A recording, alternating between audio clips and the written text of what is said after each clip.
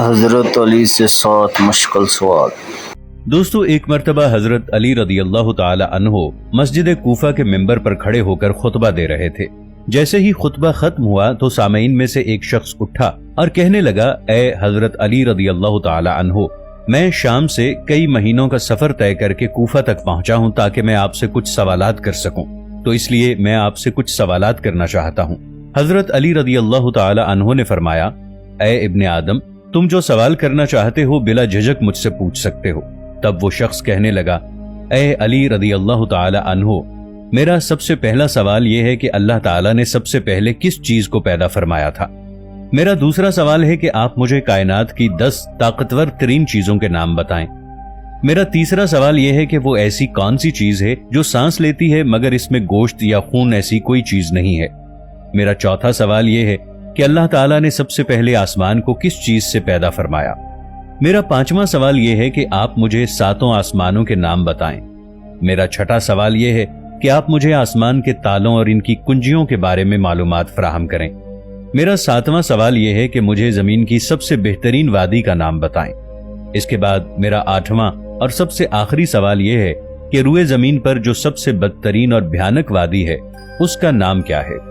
ناظرین، ویڈیو شروع کرنے سے پہلے میں آپ کو بتاتا چلوں کہ میں جو واقعہ آپ کو سنانے جا رہا ہوں یہ واقعہ 1000 سال قبل احادیث کی مستند کتب مثلا الخصال کے باب نمبر 10 حدیث نمبر 25 میں نمایاں طور پر موجود ہے۔ دوستو، حضرت علی رضی اللہ تعالی عنہ نے فرمایا، اے ابن آدم، تمہارا سب سے پہلا سوال یہ ہے کہ اللہ تعالیٰ نے سب سے پہلے کس چیز کو پیدا فرمایا تھا؟ تو تم جان لو، اللہ تعالیٰ نے سب سے پہلے نور کو پیدا فرمایا تھا۔ تمہارا دوسرا سوال یہ ہے کہ اس کائنات کی 10 طاقتور ترین چیزیں کون سی ہیں؟ تو اللہ تعالیٰ نے اس پوری کائنات میں سب سے زیادہ طاقتور پتھر کو پیدا کیا۔ اللہ نے اس سے بھی طاقتور چیز لوہے کو پیدا کیا جو پتھر کو کاٹ سکتا ہے۔ اسی طرح آگ کو لوہے سے بھی زیادہ طاقتور بنایا جو لوہے کو پگھلا دیتی ہے۔ آگ سے طاقتور پانی ہے جو آگ کو بجھا دیتا ہے۔ پانی سے زیادہ طاقتور بادل ہیں جو پانی کو آسمان پر اٹھائے پھرتے ہیں۔ بادل سے زیادہ طاقتور ہوا ہے جس کی وجہ سے بادل آسمان پر ادھر ادھر اڑتے رہتے ہیں۔ ہوا سے طاقتور ہوا کا فرشتہ ہے جو ہواؤں کو زمین پر چلاتا ہے۔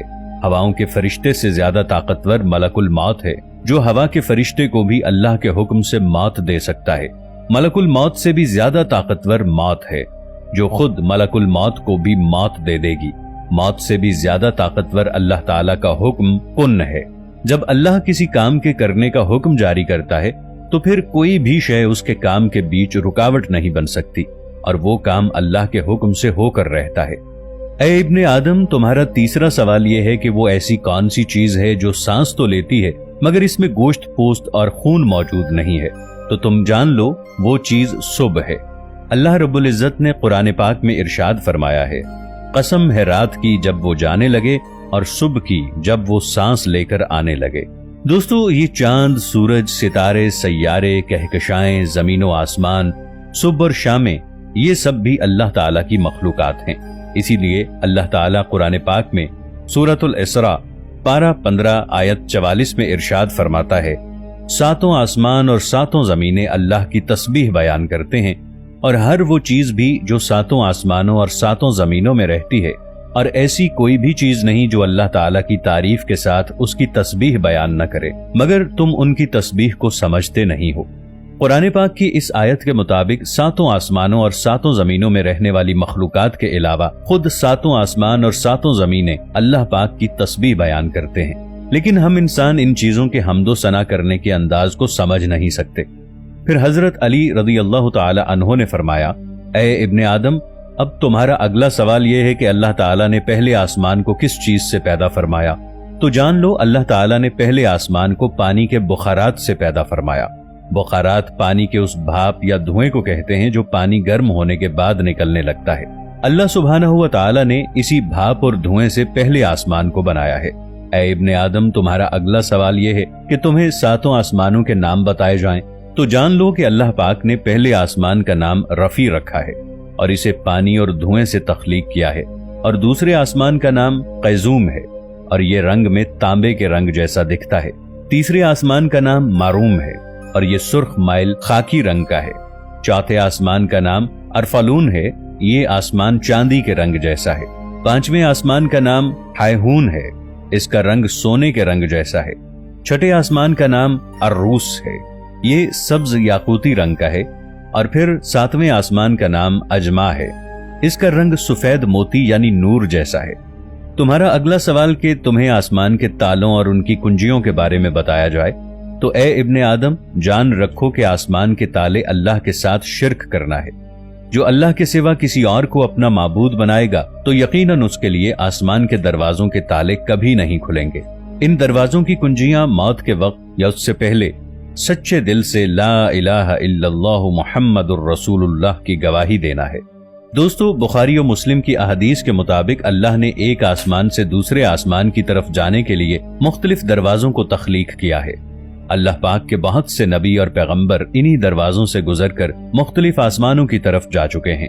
बुखारी और मुस्लिम की इन्हीं अहादीस के मुताबिक हजरत आदम अलैहिस्सलाम पहले आसमान पर, हजरत याह्या अलैहिस्सलाम और हजरत ईसा अलैहिस्सलाम दूसरे आसमान पर, हजरत यूसुफ अलैहिस्सलाम तीसरे आसमान पर, हजरत इदरीस अलैहिस्सलाम चौथे आसमान पर, हजरत हारून अलैहिस्सलाम पांचवें आसमान पर, हजरत मूसा अलैहिस्सलाम छठे आसमान पर और हजरत इब्राहीम अलैहिस्सलाम सातवें आसमान पर मौजूद हैं। अल्लाह रब्बुल इज्जत ने सूरतुज़ ज़ारियात की आयत नंबर 7 में इरशाद फरमाया है, कसम है रास्तों वाले आसमान की। यानी कुरान की इस आयत के मुताबिक अल्लाह ताला ने आसमान में रस्तों को भी बनाया है। अल्लाह के नबी इन्हीं रास्तों से गुजरकर मुख्तलिफ आसमानों पर जा चुके हैं। हजरत अली रदियल्लाहु ताला अन्हो ने फरमाया, ए इब्ने आदम, अब तुम्हारा 7वां सवाल यह है कि जमीन की सबसे बेहतरीन वादी कौन सी है? तो जान लो, जमीन पर खूबसूरत तरीन वादी सरनदीप है, क्योंकि अल्लाह ताला ने हजरत आदम अलैहिस्सलाम को आसमान से उतारकर सबसे पहले इसी वादी में भेजा था। दोस्तों, ये वादी मौजूदा दौर में श्रीलंका में मौजूद है। हजरत अली रदियल्लाहु अन्हु ने फरमाया, इब्ने आदम, तुम्हारा सबसे आखिरी सवाल यह है कि इस दुनिया में सबसे भयानक और बदतरीन वादी कौन सी है? तो हजरत अली रदियल्लाहु अन्हु ने इस आदमी के सवाल पर यह बयान फरमाया कि दुनिया की भयानक और बदतरीन वादी यमन में मौजूद है और इस वादी का नाम बैरहूत है, क्योंकि ये वादी जहन्नम की वादियों में से एक वादी है, जहां पर मरने के बाद काफिर और मुशरिक लोगों की रूहों को अजाब दिया जाता है। इस वादी में रूहें रो रो कर अल्लाह से मुआफी की फरियाद करती हैं कि ए परवरदिगार, हमने दुनिया की रंगीनियों में खोकर तेरे हर हुक्म से मुंह मोड़ा और हिदायत के होते हुए भी रुए जमीन पर गुनाहों को आम किया। ए अल्लाह, तू एक बार हमें दोबारा दुनिया में भेज दे, हम सारी जिंदगी तेरा ही हुक्म बजा लाते रहेंगे, तेरे ही बताए हुए रास्ते पर अमल पैरा होंगे। लेकिन अफसोस, सब वक्त गुजर चुका होगा। उनके रो रो कर मुआफी मांगने पर भी अल्लाह उनको मुआफ नहीं करेगा।